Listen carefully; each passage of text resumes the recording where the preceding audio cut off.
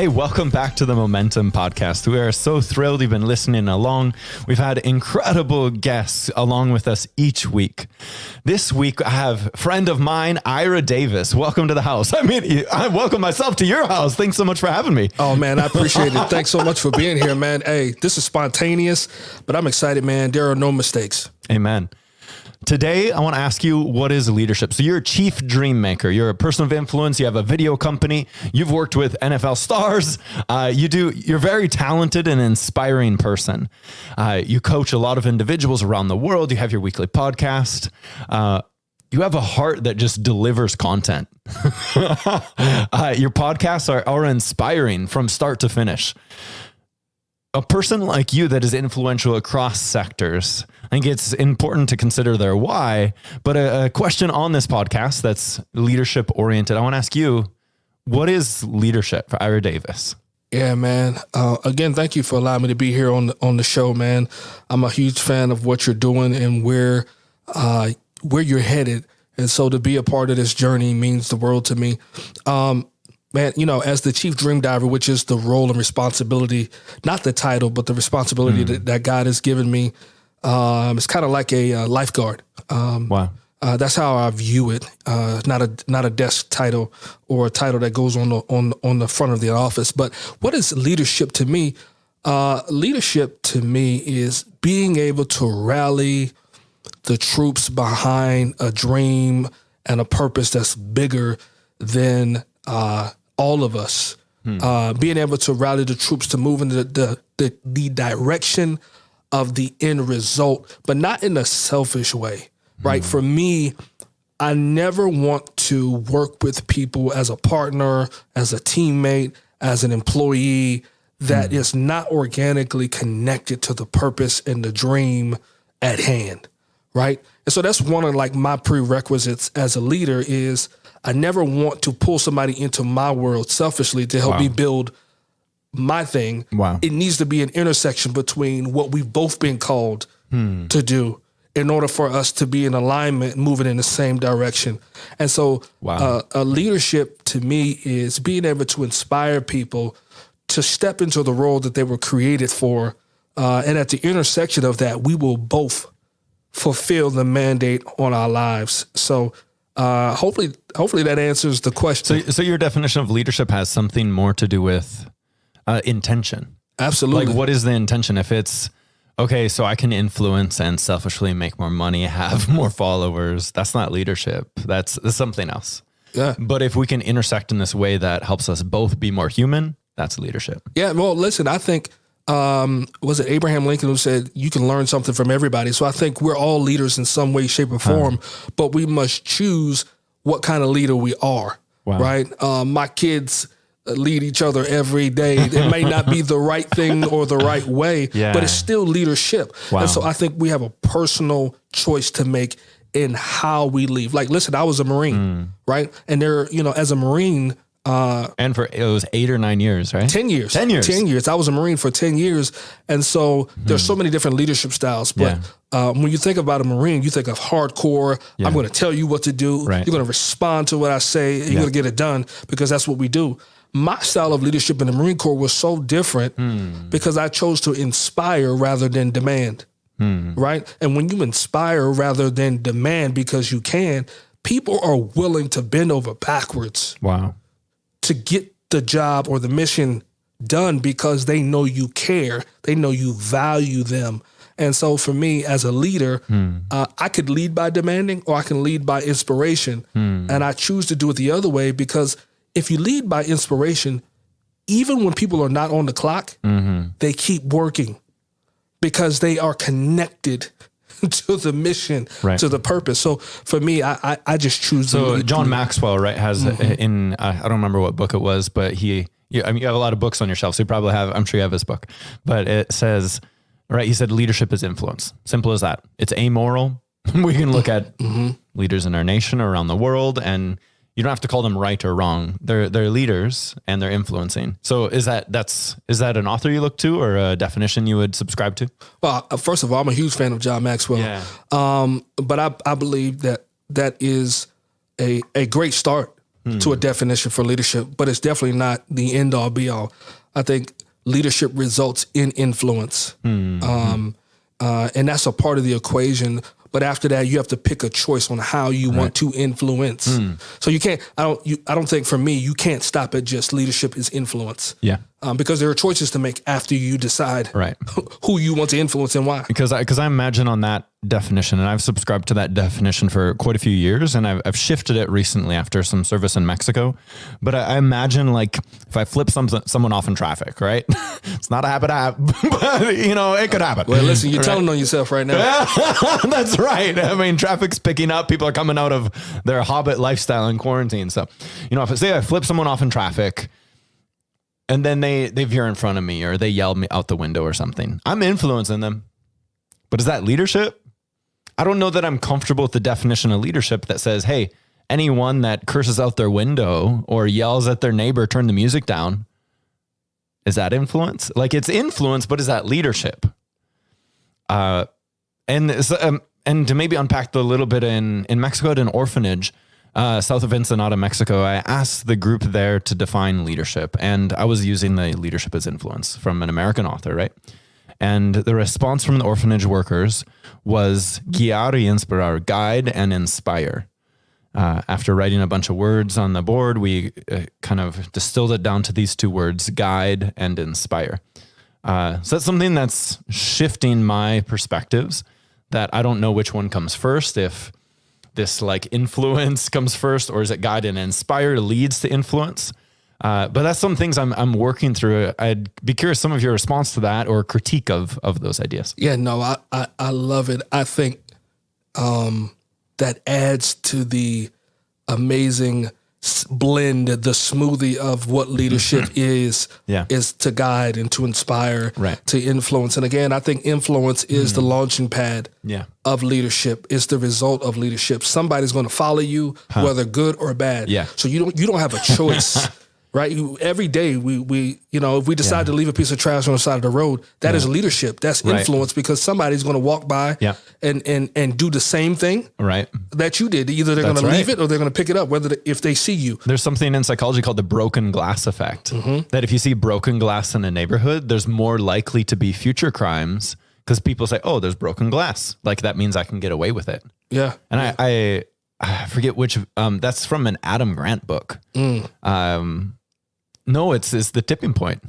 Okay. Right? From who's that? Malcolm Gladwell? Malcolm Gladwell. The Tipping Point talks about the broken glass effect.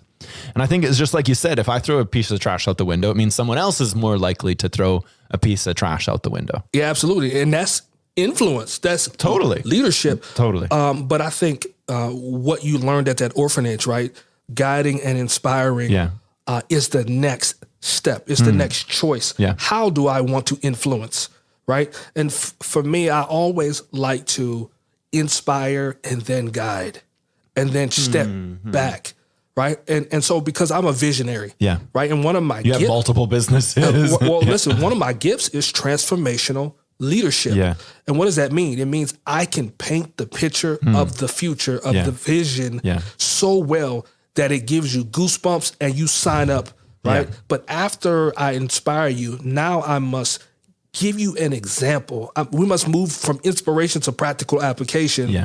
And I must be able to show you how to, or an example of what we need to do in order to accomplish the vision that I just painted for you that gave you goosebumps. Yeah. Right. And so we don't want to stop with inspiration. We want to move from inspiration to practical application and execution. Right. And then once I show you and you have it, then I'm going to back up and allow you to do more with your hands than I can do if I keep my hands in it. Right. So let's go, the example in Mexico that we've talked about there. Once I'm like, wow, this is profound. This guiar y inspirar, the guide and inspire. I think of like cleaning the toilet.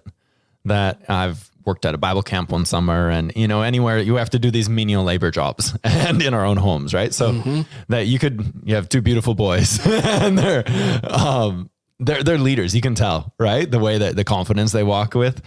And if we had the toilet plunger here, but we didn't show them where the cleaning products were. And we could, like I'm sure you probably do, is, hey, son, you're going to change the world. If you're going to change the world, you got to start in your home.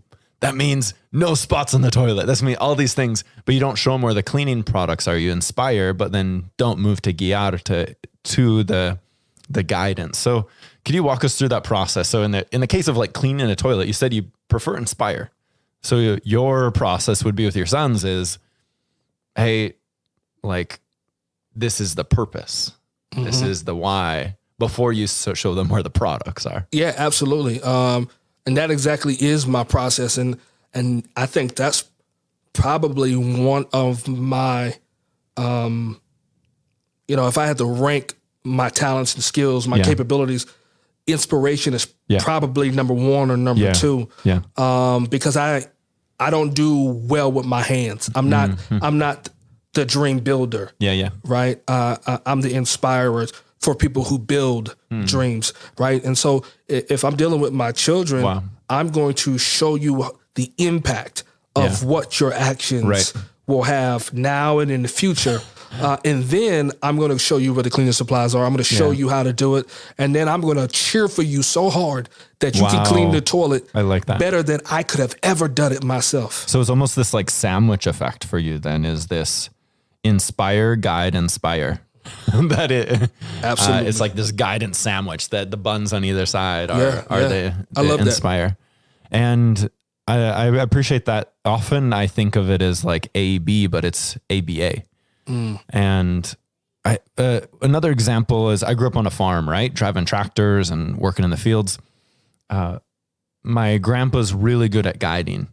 Every time I went to a tractor, if it had been a year since I drove it, he taught me how to drive it again as if I'd never driven it. And of course, sometimes it was a little annoying, but he was really good. So there were no problems because there's probably one little part I forgot and it ended up saving the farm a mistake. So he's really good at guiding. And my dad is really good at inspiring. So they're a good team. They farm together. My dad, I asked him one time, what's your why? Why do you do farming? And for him, it's because he's been to developing nations where our soybeans are used as protein to feed kids. Wow. It's the cheapest protein in the world is soybeans. Wow. So he's a farmer because of his why. So for him, he's the inspire. You talk about strengths. Some people are better at guiding. Some are better at inspiring. I think that's why we need teams. So grandpa's the guidance, right? I've never asked him why you're a farmer. Maybe I have no, I should probably ask him, right? But I've never heard him share with me some inspiring story, but he's really good at guiding. So that guide inspire sandwich. Do you have any other thoughts on that? How, if you're coaching someone to bring about this inspire, guide, inspire, and on a team, what might you tell a client? How would you coach them through this sandwich? Yeah. The first thing I would say is, do you actually want to see some results? Wow. Do you actually want to build the dream that you have? If you want to build the dream that you have, you must be able to develop this skill set. Wow. Unless you're going to be stuck building the dream. Wow. And if you're the actual hands-on person in your operation, by all means, keep it up. Keep it up. But if you want to scale, and you want to grow this, beyond just a one man or one woman operation, you must learn to convey vision. And to inspire a workforce, what I call a dream team. You must, because anybody that has a God-sized dream, they must have a dream team, right? If you look at any successful, purpose-driven, mission-driven, impact-driven endeavor, nobody ever did it alone. And if you could do it alone, it's not a God-sized dream, right? So if you want to be able to actually get results, you must learn how to inspire, how to guide, and or like you were saying a minute ago, is you have to equip yourself with other people around you who can balance out what you are not. Totally. Or you will, or your vision or your dream will stay stagnant. So I love that. So I work with several CEOs, and often in this transition between like startup mentality where the CEO was cleaning the bathrooms, the CEO is helping set up for the event. And often we have this idea that if you're really humble, that's the things you do. I think there's an idea that's appropriate sometimes. It's like you need to be willing to, for sure. But at some point, you don't need Bill Gates cleaning the bathrooms at Microsoft. That's actually a poor use of his time. He needs a secretary. He needs a janitor. You should hire them. You don't need to pay Bill Gates to clean the bathroom. not because he's not willing to, because it's just not effective. Right. So in moving CEOs from this startup to corporate mindset, what advice or coaching do you give? Because I'm like, what you're saying is, if you want to scale to this, use the phrase God-sized dream, you need a team around you. You need to inspire people so that you can get more done. I think of another friend of mine, Stevie Hasselmeyer, who runs Arcade Coffee in Riverside, ranked 6th best coffee shop in the country. When he started, he was half the time you'd see him pouring espresso. Now you never see him pouring espresso. He's managing behind the scenes, developing relationships. I haven't seen him in months pouring espresso. And I think that's some of it. He's pulling back. He's willing to clean the bathrooms, but now he pulls back and equips others to do. How do you help leaders shift from that? Without arrogance too, because that's another part is like, hey, I'm a leader, I'm a CEO, I don't clean the bathrooms anymore. How do you make that shift in humility? Well, first of all, the humility should never shift. It should always stay there, because you have to recognize that anybody that comes to take part in the vision that you have is an absolute godsend and is a blessing.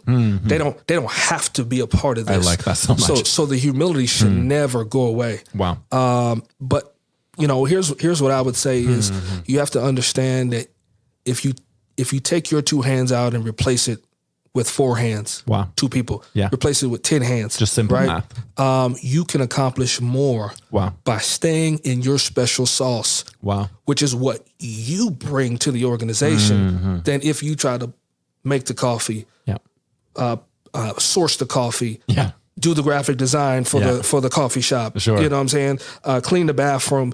And what I've learned is I know what I bring to the table. Yeah. And for me, that's never been a hard thing for me because I'm not great with my hands. Yeah. So it hasn't been too hard for me, to kind of try to expand the team, because I know I'm great with inspiration. Yeah. Right. Yeah. So give me a group of people who are better than me. I love it, man. And I will be the biggest cheerleader you've ever heard of. Wow. Because I know where my gift is. And I think, what book was that? Is it the E-Myth? Where he talks about, understanding who you are in your business. Right? Are you the one who's making the pancakes or baking the pies?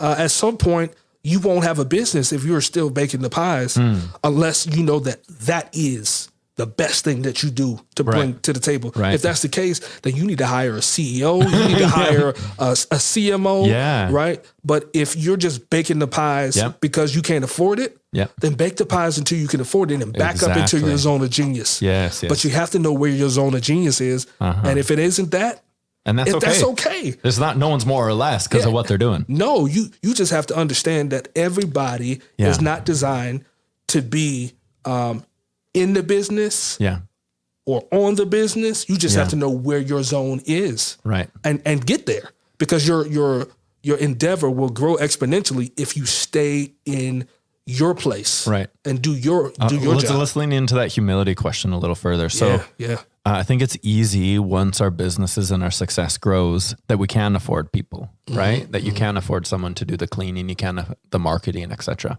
the baking, the espresso pouring. It's easy to think I'm not the kind of person. I don't do that. I don't, and I think that's where we have some of this inequality in our country is like in California, for example, if you have a maid, you know what her ethnicity will be and gender, right? Gardener, same thing. It's pretty predictable. CEO, mayor, same thing. We can probably guess their gender and ethnicity.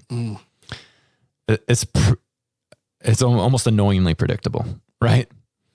How do we keep humility, right? When we experience success, when we maybe come from a background, like I grew up in a part of the country that basically everyone looked like me. So there wasn't visible skin color differences. And then moving to the West Coast where there's a lot more diversity, I see honestly many peers that look like me that it's like, I don't do cleaning or I don't do gardening. What's your advice for when we experience success to not have it like boost our ego to this unhealthy level? Well, it's simple, man. That's somebody's mother, father, brother, sister. Wow. And whatever position they may find themselves in the workplace, doesn't make them any less I love that. human than you are. Wow. If you don't have the humility, even if you hired the gardener, Yeah. if you don't have the humility and the compassion to see that young man or young woman is hot and sweating, to get them a cold bottle of water, Yeah. there's a problem. Wow.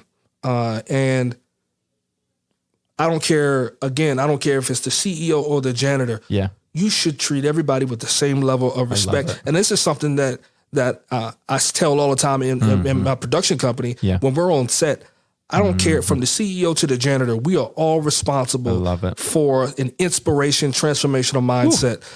And so it doesn't matter how big you get, man. People are people. Yeah. So whether they're folding your clothes or cooking Yeah. your dinner, they deserve a conversation. Yes, They yes. deserve eye contact. They deserve that bottle of water, Yeah. or if you are employing them, they deserve a 5-minute break for you to sit down and talk with them. Yeah. Again, because they are making your life better in some way. Yeah. This is a partnership. Like if you hired me to cut your grass, we're in partnership Yeah. for me to be able to free you up to do what you need to do. Yeah. Right. If I'm, whatever, you get what I'm saying? Like, we should be working together. Yeah. Like, if I ever get to the point, if I could have, the luxury of maybe having some people come around my house and do something Yeah. phenomenal for me, these people are helping me Right. be who I've been called to be. So I don't Awesome. so I'm free to do what I need to do. And so my thing is, man, you can never get to a place where you think somebody's beneath you, Yes. because your job title does not dictate your human capacity to have emotions and feelings and value. That your job title is nothing more than either some decisions that you made, intentional or unintentional. Yeah. But it has nothing to do with the value of who you are as a human being, man. And so if you ever get to a point where you start minimizing people's value, you have a much greater problem on your hand than business or humility. There's Your soul is being changed. you have a problem. And that's something that goes way deeper than your humility. Wow. I think, you start getting into core values and ethics at that point. You know what I mean? Yeah. And as we kind of close up this episode on leadership, what are core values that you would recommend for someone that you're coaching or someone that's wanting to step into a more value-driven leadership? Yeah, absolutely. First of all, purpose-driven, Wow. a purpose-driven life. Yeah. If you're in a situation where you are operating something as a CEO, as a business owner, that's not connected to what you were called to do with your life, you're going to always have a battle. Wow. You're going to always have a battle, because if it's not connected to your purpose, it's connected to the bottom line, which is money. Wow. So you're either pursuing one or the other, Yeah. money or purpose. Now, if you're great at what you do, money will follow purpose. You can build it in to the business that's rooted in purpose. But if it's solely a money-making endeavor, I'm not telling you there's nothing wrong with that, but you're going to have some conflicts with your spirit, your soul, and your leadership because you're focused on the green, right? And anything that stands in the way of the green is an obstacle, is a barrier, Wow. right? So I definitely purpose-driven. Faith, right? You don't have to believe what I believe, but either faith in something that's bigger than you. I love it. Because if you can do what you're doing, relying on your own strength, then it's a goal. It's not a dream. It's something you can do in your own strength. So I would say purpose-driven, faith. I would say definitely integrity, inspiration, and I would say execution or action. Right, the ability to take vision and implement. Yeah. So I think those would be some of the core values. Yeah. That I stand. Those are what my companies are built on. Yeah. So for you to summarize here, leadership is influence grounded in values. Absolutely. Of integrity, of people matter, of being purpose driven, being ethical. And maybe without that, I think I see like a tree or a building, right? That you can have a really pretty house. But here in California, right, if it's right on the San Andreas Fault, it don't mean nothing. Like, might last a year. You can have a beautiful house, but and that's still influence. You can have a really good, you might be the best influence in the world, but if it's not built on solid values, it'll crumble. It'll be in two next time there's an earthquake. Either it'll be in, well, you can have great influence, Yeah. but you got to turn around and look at the army behind you. Wow. The people behind you. Yeah. The Well, house wouldn't exist without the team that built it. Well, the people behind you will tell you what kind of influence and what kind of leader you are, right? That's the true measure of leadership. When you look behind you and you look at the army Wow. behind you, is that army on its way to do something that's going to change the world? Or is that army behind you destroying everything in its path? Both are leaders. Wow. Both have influence. Right. And so I said it this morning. Today's my birthday. And so I made a birthday post, and I said, when I look in the eyes of my family, my friends, and those who I work with, my partners and my associates, my clients, and I look at the reflection of myself in their eyes, Wow. I see the man that God has created me to be. Right. And to me, that's the true measure Wow. of leadership, when you see your reflection in the eyes of the people who constantly have their eyes on you. So then if we look around those of us and we can't say good things about those who are following us, about the people that have joined our company, right? If we look at a company we're leading or whatever organization and say they're lazy, they're entitled, etc. Your suggestion is maybe look at yourself first, because you're attracting the kind of people that you are. Wow. Powerful note. I didn't say it, you said it. Because I have that complaint sometimes from leaders is, oh man, my people, I can't get them to do anything. I'm the hardest working person here. But your suggestion is maybe look at yourself. Maybe there's more similarity there than you're willing to realize. Wow, tough coaching here from Ira Davis. I love it. Hey, I'm as silent as I'm silent because the proof is in the pudding. Yeah. Yeah. Sometimes we're looking external, and the culprit is internal. So true. And we fire everybody else but ourselves. Yeah, we want to, whether it's an organization or our lives, right? If we're feeling anxious or unstable, we're like, I need to get rid of everyone. But really, it's maybe us that needs to do some soul work and figure out, okay, what's going on in me? Why do I feel uncomfortable? Why do I? So good. Oh my gosh. These are mind-blowing challenges here. So this is episode 1 of 3 with Ira Davis, who's an impressive man of influence. So admire his tone of leadership as well as your style, right? The energy that you take. We've been connected for several years, and the consistent energy that you take of, hey, I'm going to steward, I'm going to lead, I'm going to plot new ground. I love it. So we're going to take the next couple of weeks here and continue diving into these topics. So this week, what is leadership? Next week, we're going to say, okay, how about, because you're a dream coach, right? So coaching people to make the shift. And then the following week, it's a vulnerable topic, right? But with your permission, I'd love to go into how do we balance this, right? In Black Lives Matter, and your family's been marching. How do we balance this? Yes, Black Lives Matter, and let's be advocates for justice. And if we talk about racism and sexism every day, pretty soon it's going to be easy, or the wage gap. It's easy to influence people to be a victim. I can only do this much because of oppression, because of racism, because of every white person I meet, they're going to be racist against me. Every man I meet is going to be sexist. So vulnerable questions, but I really appreciate, because I think you live both of those so well. So thank you so much for your time this week. This is Dr. Nathan Iverson and Ira Davis signing off for week 1 of 3. We'll catch you next week.